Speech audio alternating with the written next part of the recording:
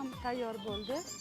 Bu milliy taomimiz asrlar oshi momolarimiz tomonidan tayyorlab kelinayotgan o'ziga xos milliy taomimiz hisoblanadi.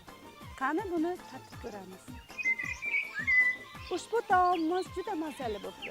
Sizlarga ham ushbu taomni tayyorlashni tavsiya etaman.